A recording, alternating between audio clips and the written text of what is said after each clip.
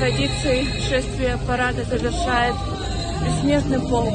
Сотни жителей Абхазии несут портреты своих родственников, ветеранов Отечественной войны народа Абхазии, которые дали свои жизни на фронте и после войны.